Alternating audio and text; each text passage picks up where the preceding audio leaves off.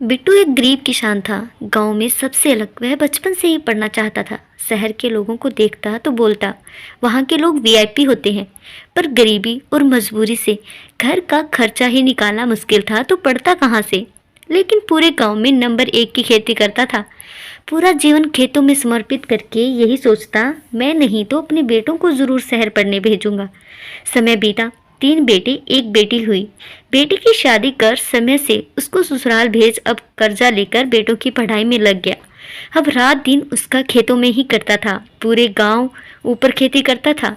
सब पूछने आते, खेती कैसे की है चाचा, हमें भी बताओ। सबको बड़े मन से बताता। बिट्टू अब रात दिन मेहनत करके बेटों को सेट कर चुका था। बेटों की पढ़ाई शादी करके फुर्सत हो चुका था। गांव के लोग आते जाते बोलते, चाचा अब तुम्हारी मौज है, फुर्सत हो गए हो जिम्मेदारी से। सबको तुमने लाइन दे दी, अब आराम करने के दिन है। बिट्टू भी हंस के बोलता, हाँ भाई, आखिर बहुत मेहनत की है आज का दिन देखने के लिए। तभी मुखिया जी बोले, बिट्टू अभी पिछले जन्म का कर्जा बचा है, जो बेटे बनकर तुमसे कर्जा पूरा करवाने आए हैं। बिट्टू बोला, अरे नहीं मुखिया जी, मेरे बेटे ऐसा नहीं है। मेरा सहारा है, मुझे बहुत आराम देंगे। कोई कुछ बोलता इससे पहले ही बिट्टू चला गया, अपने आप में ही बोलता हुआ, मेरे बेटे मेरे बुढ़ापे का सहारा है। आज भी उनके ऊपर हुए खर्चे पैसे का कर्ज भर रहा हूँ अनाज बेचकर। नहीं नहीं, मेरे बेटे बहुत अच्छे हैं। साल के अंत में छठ पर्व नवंबर महीने पड़ रहा था।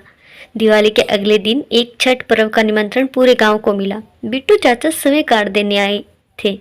बहुत देर तक सबसे बात हुई। सबसे खुशी खुशी यही बताते कि मेरे दोनों बेटे अपने परिवार के साथ घर आ रहे हैं।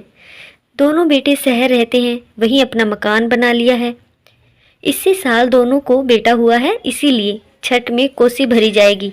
इसी उत्साह में बिट्टू चाचा भी लगे थे। नाच बैंड बाजा डीजे जनरेटर शमियाना हलवाई का सट्टा हुआ है।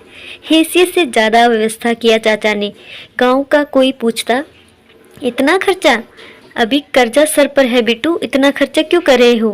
बड़े गर्व से बिट्टू बोलता, मेरे 2 बेटे शहर कमाते हैं, अब मुझे कोई चिंता नहीं है। 1000 से अधिक लोगों के खाने खिलाने की व्यवस्था बनाई गई है। बिट्टू के 3 लड़के हैं, जिनमें बड़ा वह मजला शहर रहते हैं, छोटा वाला गांव में रहकर खेती बाड़ी का काम देखता है।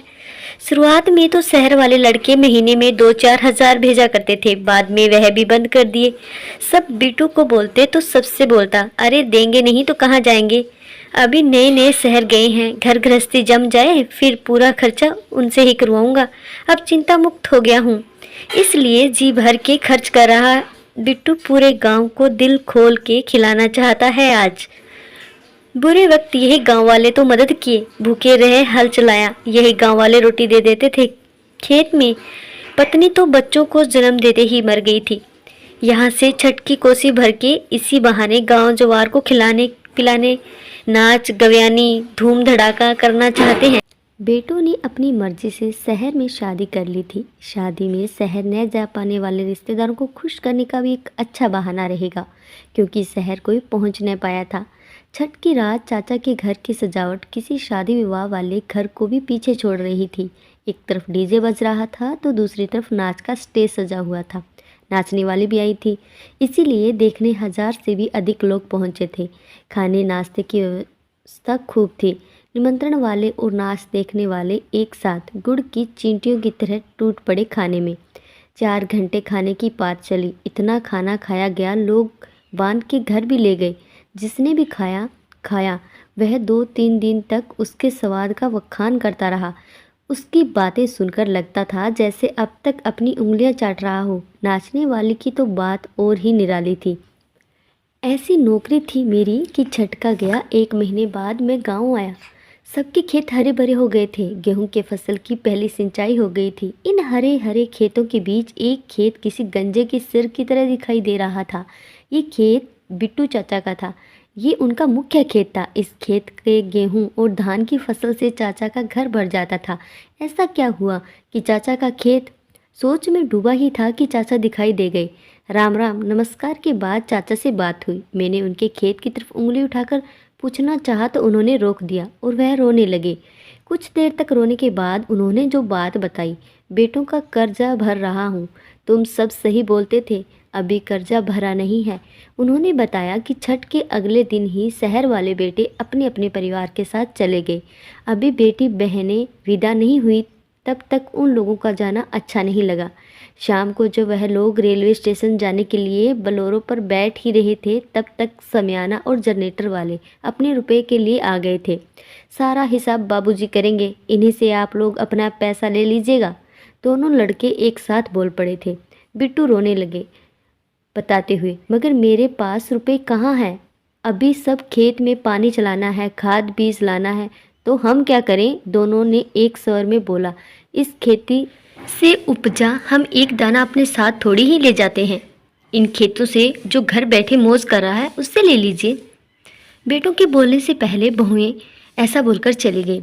खाद बीज डीजल लाने के लिए जो गेहूं रखे थे वह छठ में खा खिलाकर लोग चले गए।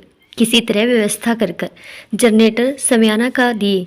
अभी जनरेटर वाले का 5,000 बकाया है। बरसात न होने से फसल चौपट हो गई। थोड़ा बहुत हुआ तो किलो 2 किलो छठ में आए बेटी बहन को दिए।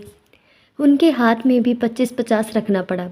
पैसे के अभाव में घर पर रखा गेहूं बो दिए, वो जमा ही नहीं। नतीजा दोबारा पानी चलाकर फिर से बोया हूँ। चाचा जब तक बोलते रहे उनकी आंखें झरना बनी रही। छोड़िए चाचा, अब तो जम ही रहा है। गेहूं चाहे नवंबर में बोया जाए चाहे दिसंबर में, कटिया तो एक ही साथ होती है। मैंने ज़मीन से निकलते गेहूं के पीले पीले नौनिहाल अंकुरों को दिखाकर कहा, मैं इसके लिए नहीं रो रहा हूँ बेटा। जाते जाते मजली बहू अपना हिस्सा अलग करने को कह गई है। मैं तो इस खेत अपने दिल के टुकड़े की तरह रखता था। कैसे इसको टुकड़ों में अलग करूँगा यही सोच रहा हूँ। चाचा को समझा बुझाकर मैं घर चला आया था। पूरे रास्ते और घर आने के बाद भी मेरा मन यही सोचता रहा कि सबसे बड़ा कर्जा बेटों का होता है, जो बाप पूरे जीवन भरता है, फिर भी वह ख़त्म नहीं होता।